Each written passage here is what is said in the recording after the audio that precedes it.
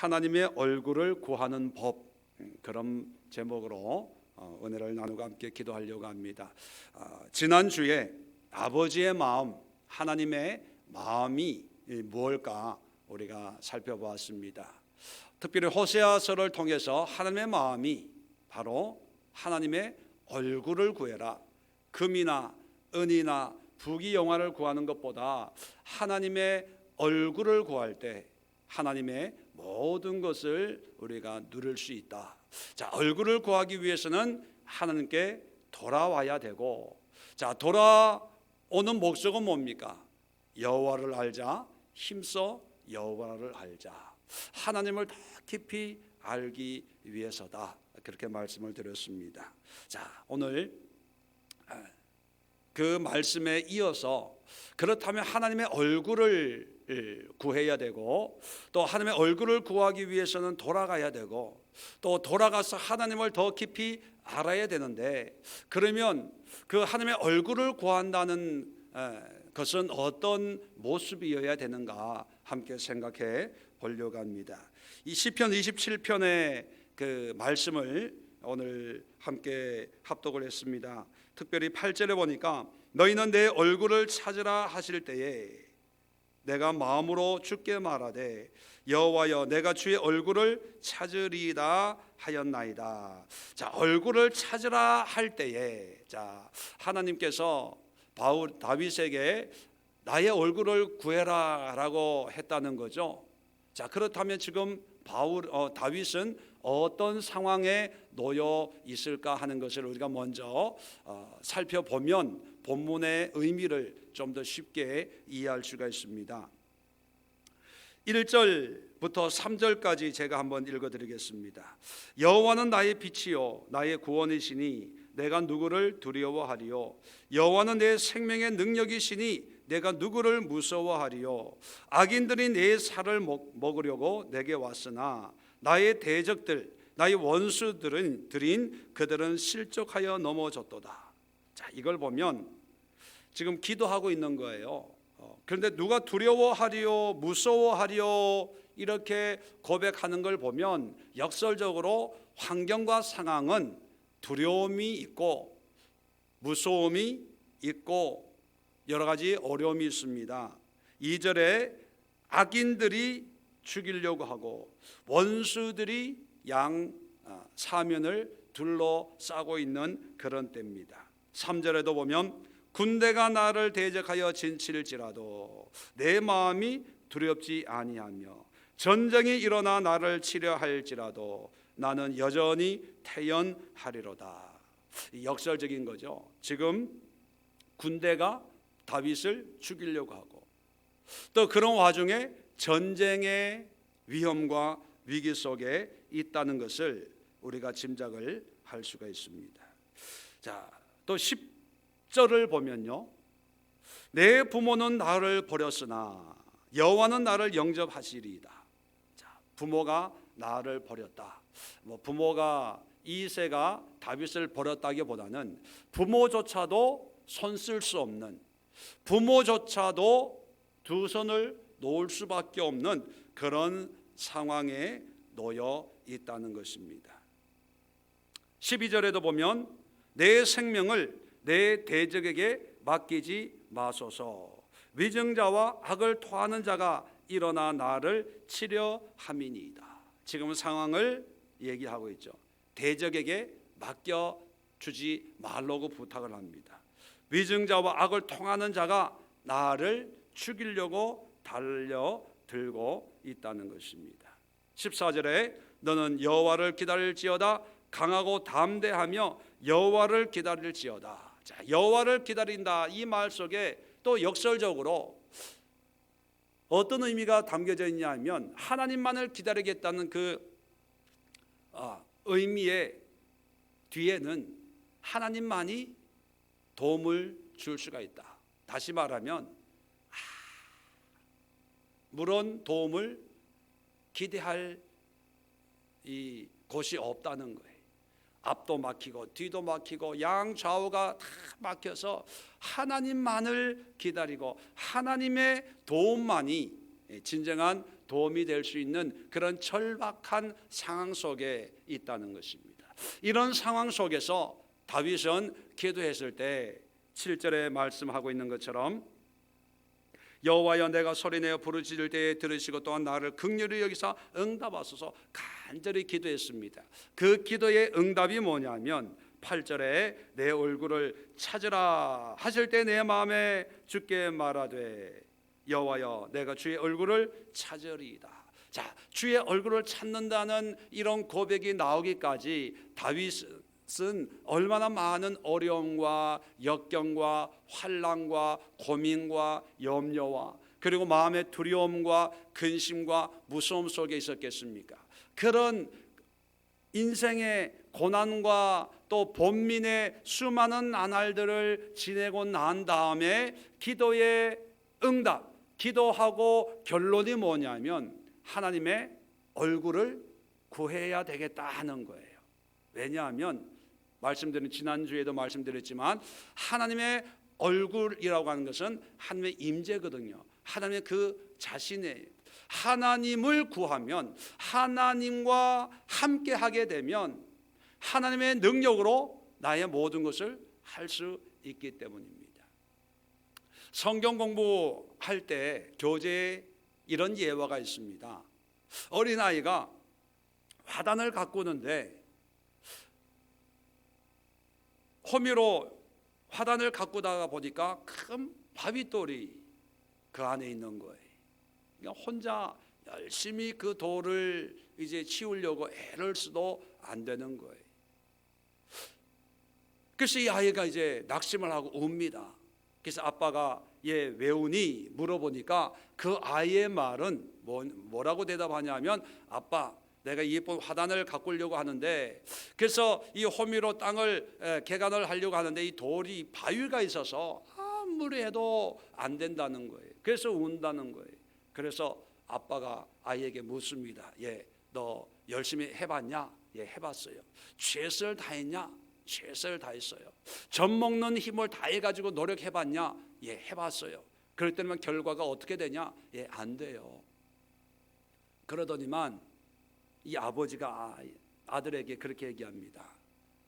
내가 얘기하는 것은 너의 최선이 아니라 아빠의 최선을 얘기한 거다. 너의 최선은 아이기 때문에 너는 아무리 노력해도 이 돌을 옮길 힘이 원래 없어.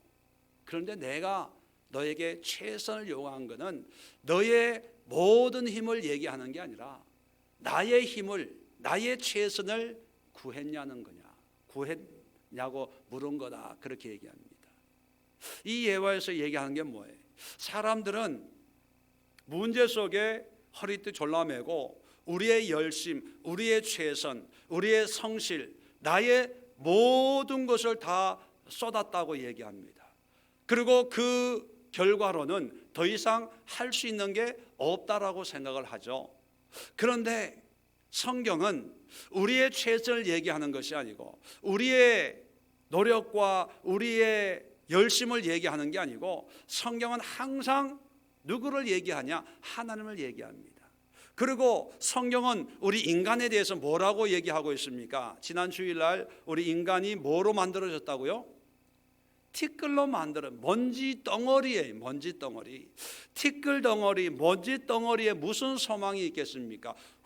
불면 날아갈 건데.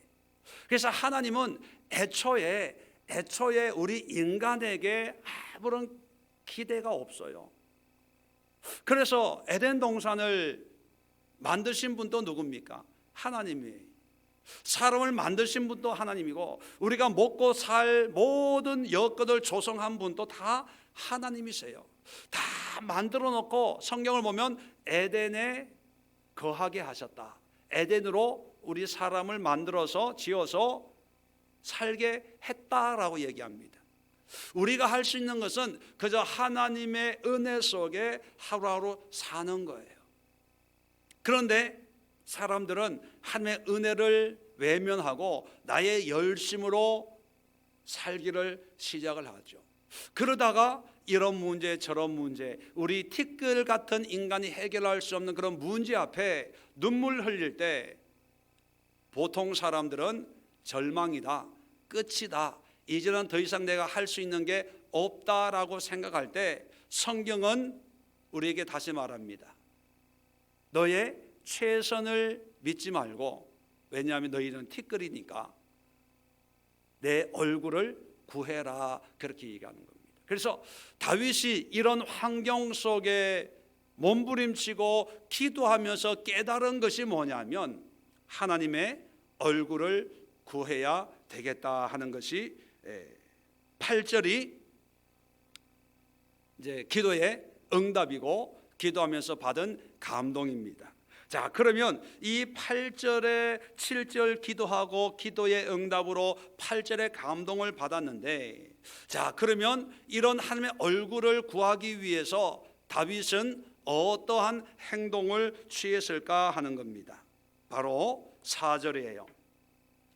내가 여호와께 바라는 한 가지 일, 그것을 구하리니. 자, 한 가지. 지금까지는 원수로부터 보호를 받도록 기도했고, 대적으로부터 하나님께서 나를 지켜주기를 바랬고, 또 나를 죽이려고 하는 그런 대적들로부터 안전한 그런 도움을 구했는데, 이제 하나님의 은혜를 깨닫고 기도의 응답을 받고 보니까 이제 한 가지만 구한다는 거예요.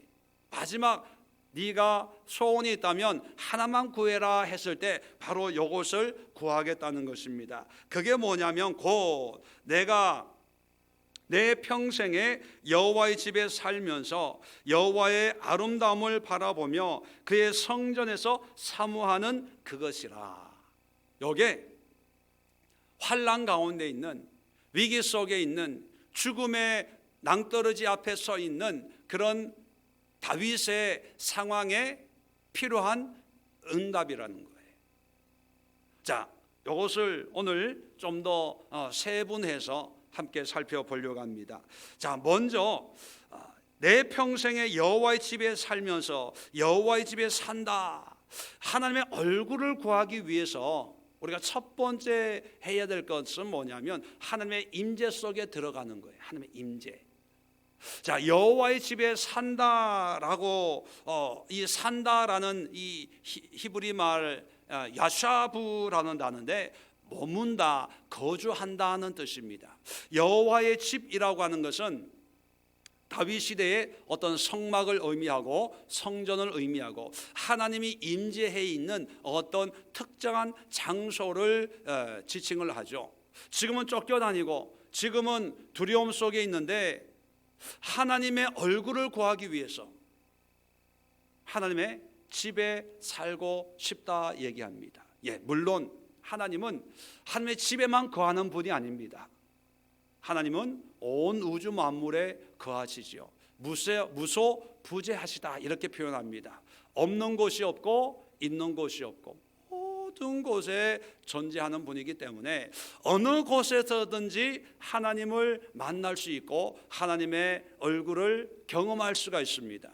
그런데 왜 다윗은 여호와의 집에 평생 동안 살기를 원했을까요? 아까도 말씀드렸지만 지금 상황은 염려, 걱정, 근심, 두려움 속에 있어요. 문제 속에 있다는 거예요. 문제 속에 있으니까 하나님의 임재를 경험할 수가 없더라는 거죠. 자, 그렇다면 지금 상황에는 기도가 안 돼요. 예배가 안 돼요. 그래서 하나님의 얼굴을 구해야 된다는 건 생각은 나는데 기도가 안 되는 거예요. 마음문이 열리질 않는 거예요. 그러면 어떻게 해야 됩니까? 그대로 머물러 있는 것이 아니라 하나님의 임재 장소인 성전 또는 예배 처소, 오늘날 같으면 교회, 예배, 기도 모임에 거기에 거해야 되는 거예요. 거기에 가서 하나님의 은혜가 있고 임재가 있는 곳에 가서 거기서 하나님의 얼굴을 경험할 때까지 한 번 갔다가 끝나는 것이 아니라 거기에 야샤부 하겠다는 거예요. 거기에 말뚝을 박고 뿔을 내리고 거기에 살겠다는 거예요. 자, 지금 대적은 죽이려고 따라옵니다. 원수들은 다윗을 찾아다니고 있어요. 세상 사람들이 도와줄 그런 사람들은 아무도 없습니다. 부모도 버렸어요. 그런데 지금 도망가기에 급급한데도 불구하고 다윗은 그 모든 것을 던져버리고 하나님의 집에 거하겠다는 거예요. 왜요? 하나님의 임재가 결국 모든 문제 해결의 열쇠이기 때문입니다. 출애굽기 33장을 보면 32장은 금송아지를 만든 것 때문에 이제 하나님의 진노가 있고 33장 1절부터 무슨 얘기가 나오냐 하면 하나님이 모세에게 이렇게 얘기합니다. 모세야, 내가 이 백성들을 너의 기도를 듣고 이제 이들을 내 생명책에서 내 이름을 지울지언정 이들을 살려달라고 그렇게 중보 기도를 했거든요. 32장에 그 기도를 듣고 33장에 하나님의 응답이 뭐냐면, 그래 모세야, 내가 이 백성들을 인도에서 가나안 땅에 들어가게 해줄게. 그리고 모든 대적으로부터 안전하게 보호해 줄게. 그리고 그 땅을, 약속한 모든 땅을 다 줄게. 그러나 나는 안 가. 이렇게 얘기합니다. 자, 그랬을 때 사람들의 반응은 어땠을까요? 이렇게 생각하면 쉽습니다. 오늘날 우리식으로 아무개 집사야, 아무개 권사야, 돈도 줄게, 건강도 줄게, 너 자녀들 대대로 살 만큼 내가 먹고 살 그런 사업장과 일터를 다 줄게. 그리고 건강의 복도 줄게, 형통의 복도 줄게. 내가 성경에 주겠다고 약속한 모든 약속의 말씀을 다 이루어 줄게. 그러나 나는 함께하지 않을게 라고 한다면 여러분 아멘 하실 겁니까? 아니면 하나님 그게 아니고요, 하나님이 필요합니다, 이것보다는 주님이 필요합니다 라고 할까요? 물론 여러분들은 지혜로워서 두 개 다 얘기하겠죠. 이것도 갖고 하는 또 갖고. 그런데 성경을 보면 이스라엘 백성들을 가고 모세가 하나님 앞에 회개하는 거예요. 회개하고 모세가 다시 하나님 앞에 가서 하나님 같이 가야 됩니다, 하나님이 가셔야 됩니다, 함께 올라가야 됩니다, 그렇게 사정을 합니다. 왜 그것이 중요한 의미가 있냐 하면 우리의 모든 삶이 하나님의 임재, 다시 말하면 임재라고 하는 것은 하나님과 함께하는 삶이거든요. 하나님과 함께하는 삶이 의미가 있지, 하나님과 함께하지 않는 삶은 의미가 없기 때문에, 당시로 보면 아무리 하나님의 복을 많이 누린 자도요, 애굽의 바로나 다른 나라의 황제나 뭐 이런 사람들하고 비교하면 그렇게 부자도 아니고 그렇게 돈도 많은 게 아니에요. 언젠가는 말씀드렸지만 11조 많이 해서 복 받는다 그렇게 얘기하지만 사실 11조 많이 해서 복 받은 사람보다 11조 안 하고 세상의 복을 받은 사람이 훨씬 더 많아요. 세상의 어떤 기준을 가지고 하나님의 복이다 아니다 이거 저울질하는 것은 우물 안에 개구리예요. 교회 안에서 부흥 강사들이 그저 그냥 도전 주려고 그렇게 얘기하는 거지, 그것은 아이들 상대로 해서 사탕 하나 주고 두 개 주고 이런 유치한 이야기입니다. 우리에게 있어서 가장 축복은 뭐냐면 하나님의 임재 속에 사는 거예요. 임재 속에. 신앙생활은 뭐냐? 하나님과 동행하는 삶. 그래서 다윗이 기도하는 하나는 하나님의 임재 속에 들어가는 거예요. 여러분, 하나님의 얼굴을 구한다는 것은 예수님 하나님 얼굴을 비춰주어 하나님 만나기를 원합니다, 단순한 얼굴 봤냐 안 봤냐 이 의미가 아니고 하나님의 임재 속에 내가 들어가는 거예요. 그러면 하나님의 임재 속에 어떻게 들어가냐? 가장 쉬운 방법은요, 하나님의 임재가 있는 곳에 다윗처럼 거기에 머무는 거예요. 그러면 하나님의 임재가 있는 곳이 어디냐? 여러분, 여러 가지가 있죠. 예배하는 곳에, 찬양하는 곳에, 또 영적인 교제가 있는 곳에, 하나님의 임재가 있는 곳에 우리가 가야 돼요. 지금 다윗은 어떤 면에서 도망다니기에 급급했을는지도 모릅니다.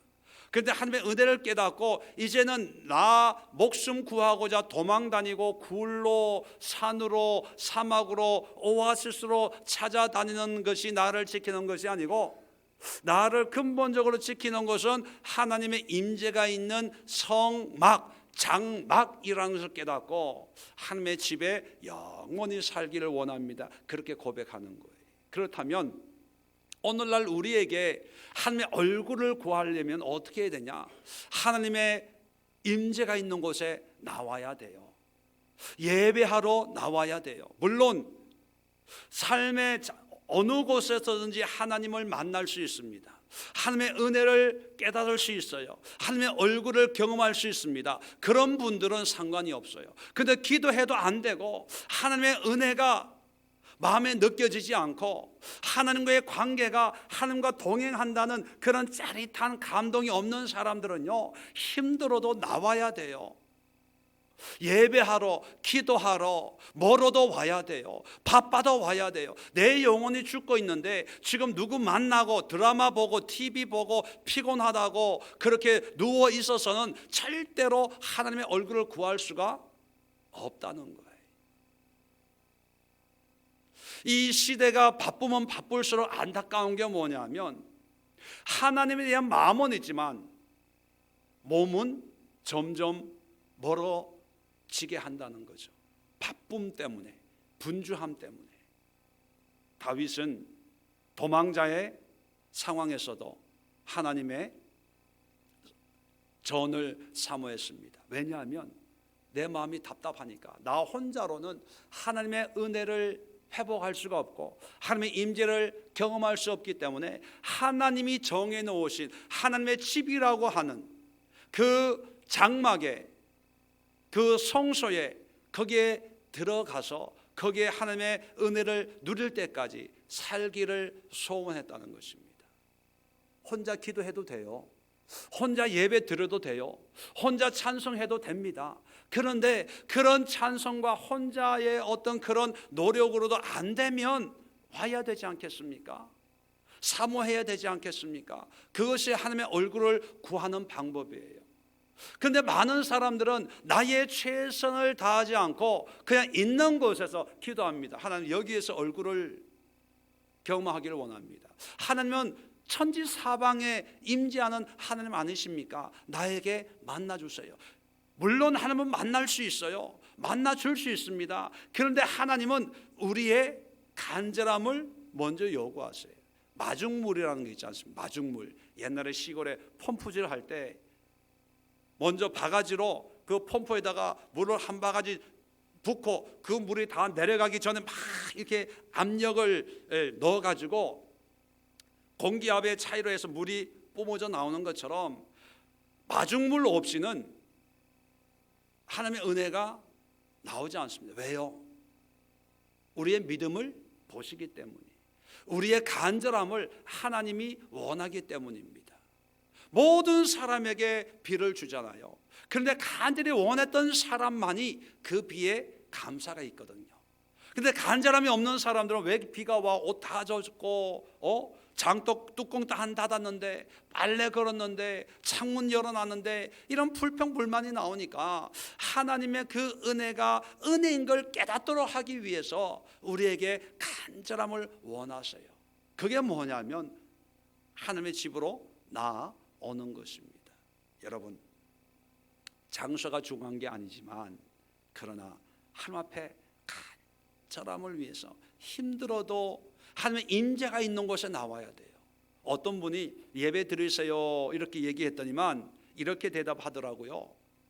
극동방송을 열심히 듣고 하루 종일 듣는데, 기독교 방송 설교를 하루 종일 켜놓고 듣는데요. 그것도 좋은 방법입니다. 그런데요, 그냥 제가 그러세요 그러고 말았어요. 근데 마음속으로는 이렇게 묻고 싶어요. 그걸 왜 듣습니까? 왜 켜놓지요? 뭐 하기 위해서요? 사람들은 TV 이 방송, 기독교 방송을 켜놓는 것이 하나님의 은혜 속에 살고 있다는 착각 속에 있어요. 여러분 죄송하지만 그냥 방송 켜놓은 거예요. 중요한 것은 뭡니까? 하나님의 임재를 경험하냐 안 하냐예요. 성경에 대한 지식은 좀 도움을 받을 수 있습니다.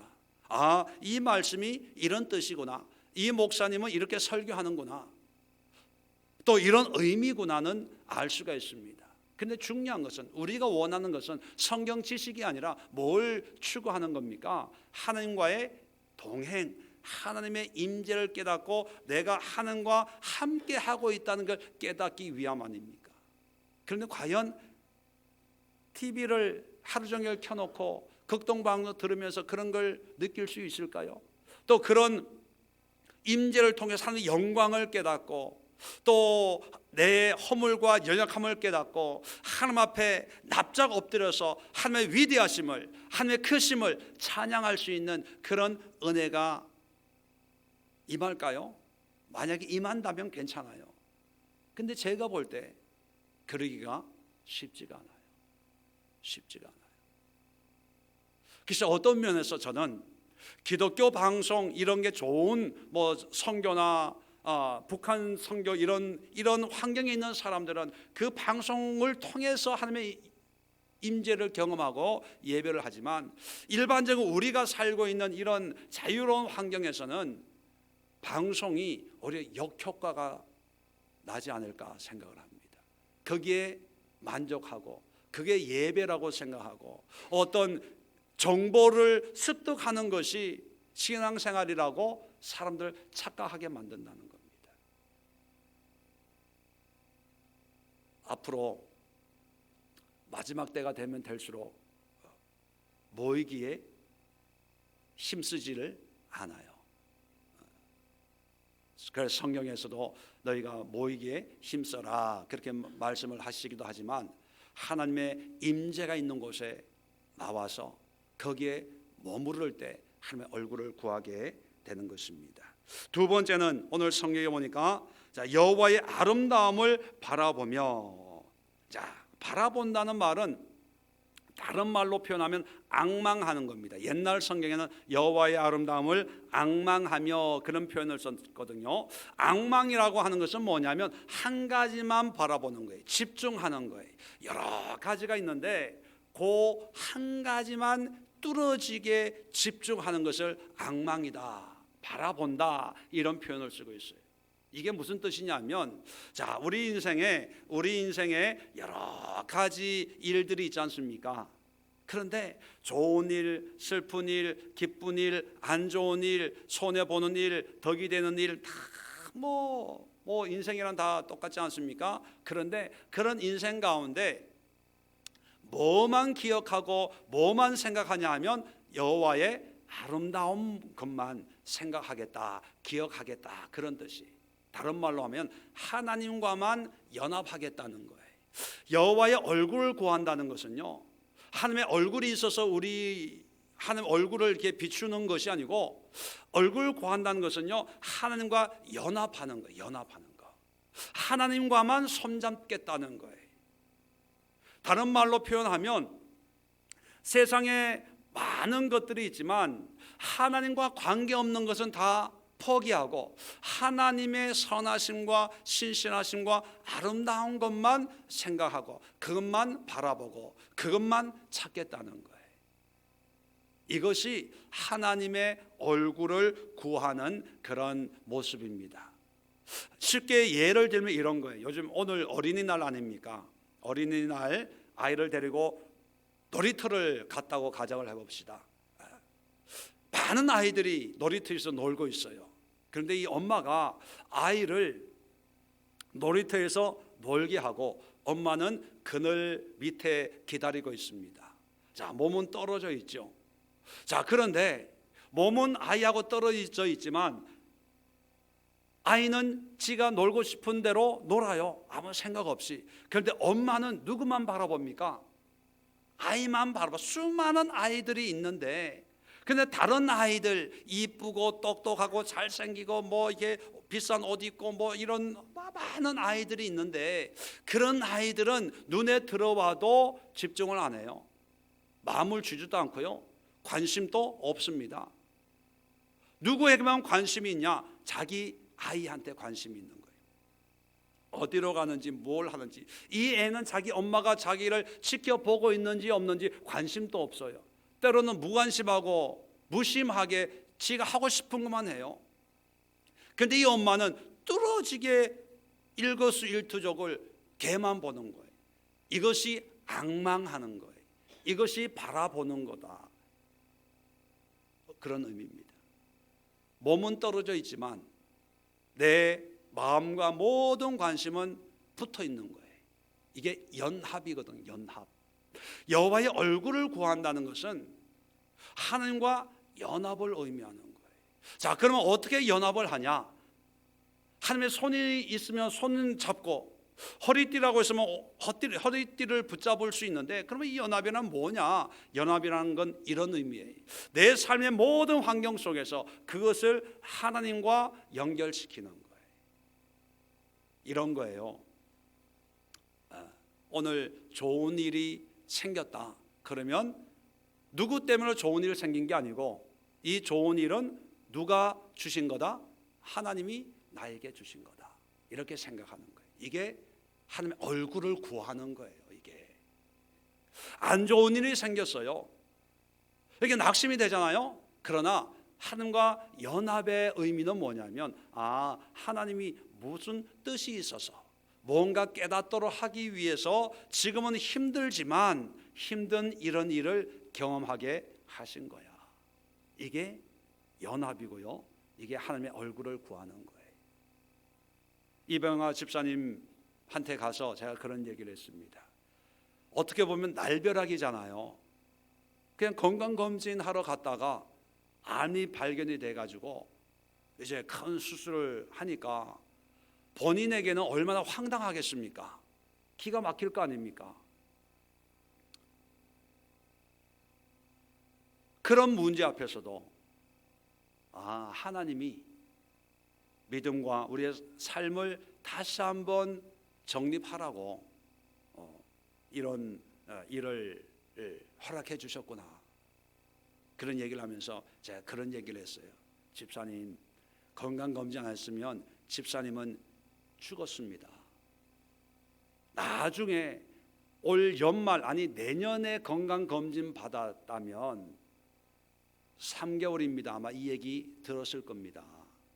그런데 하나님께서 인도하셔서 또 이렇게 치료하고 이제 회복, 오늘 전화하니까 아주 이제 힘이 하루하루 다르시더라고요.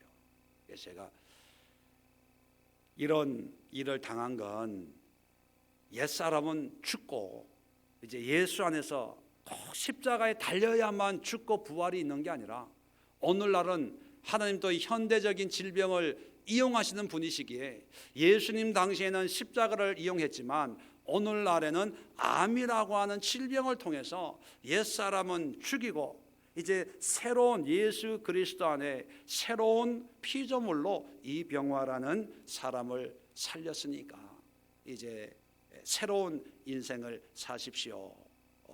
새로 주신 기회다 생각하고 그렇게 살아야 된다, 이렇게 얘기를 했습니다. 왜요? 우리의 모든 환경 속에서 우리가 집중해야 될 것은 하나님과 연결시키는 거예요. 어떤 생각지도 않던 돈이 생겼어요. 그 돈은 누가 준 거예요? 하나님이 준 거예요. 근데 그걸 모르고 운이 좋았대. 이건 하나님과 연합된 삶이 아니에요. 재수가 좋아서, 하나님의 역사는 우리에게는 우연이라고 하는 모습으로 역사할 때가 많거든요. 전혀 예기치 않고 기대치 않는 방법으로 하나님의 역사할 때, 그것을 하나님의 역사인 줄을 깨달을 때, 그것이 하나님의 얼굴을 경험하는 거예요. 그게 하나님의 역사하는 손길을 경험하는 겁니다. 세 번째로 오늘 성경을 보면 끝에 이렇게 기록되어 있습니다. 그의 성전에서 사모하는 그것이라. 자, 사모한다는 표현이 쓰고 있습니다. 사모한다. 그런데 이 우리 번역은 본문의 의미를 제대로 표현을 못하고 이렇게 번역을 했는데요. 히브리 바카르라는 단어인데, 사모한다는 이 단어가 원어적인 뜻은 묵상한다 또는 교제한다, 속삭인다 이런 뜻을 가지고 있어요. 그래서 우리말 성경이라고 있습니다. 우리말 아주 쉽게 번역한 우리말 성경에는 이 구절을 어떻게 번역했냐면, 성전에서 여쭙는다, 하나님 앞에 성전에서 여쭙는다, 기도한다는 거예요. 서로 이야기한다고 표현하고 있고, 바른 성경은 성전에서 간구하는 것이다, 간구, 기도로 얘기합니다. 현대인의 성경은 어떻게 번역했냐면, 성전에서 그를 묵상하는 것이다, 묵상이라고 번역을 하고 있고요. 표준 새 번역은 성전에서 주님과 의논하면서 살아가는 것이다, 의논하면서 산다 이렇게 번역을 했어요. 근데 번역은 조금씩 다른데, 그 번역에 그 말로 표현하지 못하는 그런 의도는 뭐냐면, 주님과 친밀하게 교제하는 거예요. 주거니 받거니 의논하고, 하나님께 물어보고, 기도하고, 여쭤보고, 또 묵상하고, 또 오늘 우리 개역 개정 번역처럼 사모하는 것. 하나님은 이럴 때 어떻게 하실까? 기대를 가지고, 설렘을 가지고 기다리는. 다시 말하면 하나님의 얼굴을 구한다는 것은 어떤 의미냐면, 하나님과 작은 일이든 큰 일이든 하나님과 친밀하게 교제하는 거예요. 그래서 하나님이 얼굴이 있어서 하나님 얼굴 좀 보여주세요 하면 제 얼굴처럼 이렇게 봐라, 왜 이런 게 아니라, 하나님의 얼굴 구한다는 것은요, 하나님께 기도하는 거예요. 그 기도도 이렇게 해주세요 이런 기도도 있지만, 또 하나님께 부탁하고 여쭙고 하나님의 뜻을 구하고, 또 하나님의 생각을 알고 싶어하는 그런 마음으로, 하나님 이런 건 어떤 거예요? 어떻게 해야 돼요? 이럴 때는 내가 무슨 말을 해야 됩니까? 이럴 때는 내가 어떻게 행동해야 되죠? 작은 것부터 큰 문제까지 하나님께 간구하고, 간절히 기도하고, 또 묵상하고, 또 하나님의 손길을 사모함으로 기다리고 하는, 하나님과 교제하는 이런 삶이 바로 하나님의 얼굴을 구하는 거예요. 사람들은요, 문제는 있지만 하나님 앞에 이 문제를 가지고 나온다는 것을 굉장히 불편하게 생각합니다. 왜냐하면 하나님과 친밀감을 못 느끼기 때문에. 뭔가 하나님 앞에 내가 뭔가 잘해야 될 것 같고, 뭔가 다른 뭔가를 해야 될 것 같고, 자꾸 하나님과의 사이에 뭔가 이게 거리가 있다든지 어떤 벽이 있어가지고 이게 편안하게 하나님과의 교제가 안 되는 거예요. 그리고 생각이나 어떤 지식적인 것이나 또는 마음에 어떤 벽이 있어서 이게 편안하게 하나님의 뜻을 묻고, 하나님 앞에 의탁하고, 또 하나님의 뜻을 깨닫고, 하나님의 마음을 부족하지만 그래도 좀 헤아리면서, 그래 하나님이 이런 감동을 주셨어, 그렇다면 내가 이렇게 해야지, 뭐 이런 거를 자기는 안 된다고 생각을 하는 거예요. 그런데 하나님은 눈높이로 아이에게나 청년에게나 어른에게나, 무식한 사람에게나 유식한 사람에게나, 건강한 사람에게나 병든 자에게 예수님은 친구다, 그렇게 말씀하셨거든. 너희는 나의 친구라. 그 얘기는 뭐냐면, 누구에게나 친밀하게 교제하고 싶어하는 거예요. 그러니까 하나님의 얼굴을 구한다, 이 의미는 뭐냐면, 단어적인 의미는 하나님의 위엄과 권위와 권능에 하나님을 경험하고 대면한 거지만, 또 한편으로는요, 아주 친구인 인자하신 하나님과 교제하는 거예요. 이 교제는 어떤 형식이 필요한 게 아니라 우리의 삶의 모든 부분에서, 현장에서 하나님 하면 왜 할 수 있는 그런 관계를 하나님이 맺고 싶어 하시는 거예요. 그래서 너희는 어렵고 힘들 때 내 얼굴을 구해라, 그렇게 말씀하셨거든요.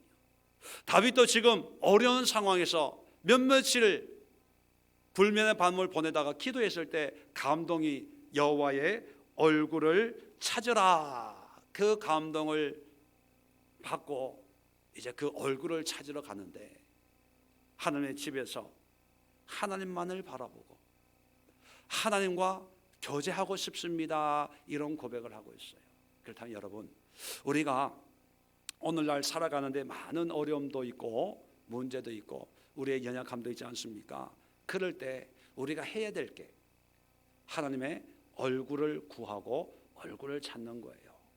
그런데 그것을 구체적으로 어떤 모습으로 우리가 실천하냐, 오늘 세 가지를 얘기합니다. 첫 번째는 하나님의 임재가 있는 곳에 찾아와라, 예배 참석해라. 적어도 우리 이 시대는 그래도 우리가 섬기는 교회가 임재가 있잖아요. 너라도 교회에서 놀면 세상에 유혹에 빠질 이유가 없어요. 잠을 자도 시간을 보내도 교회에서 오면 교회에서 믿는 사람들과 성도들과 친교하고, 또 피곤해도 교회에서 예배드리고 또 기도하다가 피곤해서 잠을 자도 하나님의 임재가 있는 곳에 와서 하나님의 임재를 사모하는, 그것이 하나님의 얼굴을 구하는 것입니다. 그래서 자꾸 모여야 돼요. 시간 있을 때마다, 딴 생각이 들 때마다, 잡념이 들 때마다, 세상의 유혹이 있을 때마다 교회에 와서 예배 드리고 기도하고 말씀 공부하고 또 성경 읽고 해야 되고, 두 번째는 하나님을 앙망하는 거예요. 모든 삶 속에 하나님을 연결하는 거예요. 하나님을 찾는 거예요. 이 나무 속에서도, 이 꽃 속에서도, 이 봄 향기가 있는 이런 대자연을 통해서도 하나님이 귀한 것을 주셨구나. 거기에서 하나님을 찾으면 그 속에 하나님의 얼굴이 보여지는 거예요. 어떤 뉴스를 4월 첫 화요일에 뉴스를 보다가 어떤 스님하고 인터뷰하는 내용이 있는데, 거기에 뭐라고 얘기하냐면, 스님이 이제 그 밭에 가서 이렇게 그 나무를 이렇게 농사를 이렇게 짓는데 그런 얘기를 하더라고요. 풀 한 포기 한 포기도 다 신이라는 거예요. 풀을 따면서 뭐라 그러냐면, 아유 죄송합니다, 제가 좀 따서 먹겠습니다, 감사합니다, 뭐 이러라는 거예요. 그게 다 하나하나가 부처고 뭐 이렇다는 거예요. 그 얘기를 언뜻 들어보니까 우리하고는 내용이 다르지만 그 마음, 심상, 마음의 생각이 우리가 가져야 될 거하고 일면 통하는 게 있다고. 우리는 이게 신은 아니지만 하나님이 이렇게 아름답게 자라게 하셨으니까 이걸 보면서 나무를 보는 게 아니고 누구를 보는 거예요? 하나님을 보는 거죠. 근데 불교에서는 이 나무를 보면서 나무가 신이다 이렇게 생각을 하는 거예요. 부처다 이렇게 생각하는 거죠. 우리하고는 근본적으로는 다르지만 우리의 심상은 뭐냐면, 꽃을 봐도 꽃을 보는 게 아니고 하나님을 보면서 하나님이 이런 꽃을 이렇게 아름답게 만들어 놓으셨구나. 그런 마음으로 꽃을 볼 때 이 꽃을 통해서 하나님의 얼굴을 볼 수가 있다는 거예요. 이해가 되세요? 네. 마지막으로 세 번째는요, 이런 하나님을 교제하는 거예요. 멀리서만 보고만 있으면 어떡합니까? 봤으면, 찾았으면 가서 교제하는 거죠. 대화하는 거예요. 작은 것부터 미주알 고주알. 저희 장모님이 여기 계시지만 친구분하고요 한번 전화하면 뭐 1시간 또 얘기하고 2시간 또 얘기하고 한 2-3시간 얘기하고 끊으면서 그렇게 끊습니다. 자세한 건 이번 달 말에 만나서 하자고. 농담입니다만 사람들하고는 그렇게 대화가 되잖아요. 최 집사님, 사람들하고는 그런 대화가 되죠. 근데 하나님하고는 돼요, 안 돼요? 안 돼요. 안 되는 게 아니라 익숙지가 않아서 그런 거예요. 사람하고 할 수 있으면 하나님하고 더 할 수 있어요. 사람하고 대화하다 보면 마음에 있는 얘기를 다 못해요. 그죠? 하고 싶은 얘기만 하고 좋은 얘기만 하는데, 하나님하고는요, 언젠가 얘기했죠. 어떻게 얘기한다고요? 토하는 거예요. 토하는 거. 속에 있는 거. 어떤 분이 그래요. 자기는 어떤 분이 어떤 분을 보면서 저분은 자기 생각까지 다 말하는 사람이야, 뭐 이렇게 얘기하는 분이 있더라고요. 생각하는 것까지도 얘기하는 것처럼 하나님 앞에서는요, 사람하고 1시간 얘기할 수 있으면 하나님하고는요 5시간 얘기할 수 있어요. 왜? 사람한테는 가리는 게 있잖아요. 해야 될 말, 안 해야 될 말. 근데 하나님 앞에서는요 다 할 수 있어요. 다 할 수 있어요. 부부싸움하고 억울하고 속상하면 친구한테 얘기하면요 자기 누워서 침 뱉는 거죠 뭐.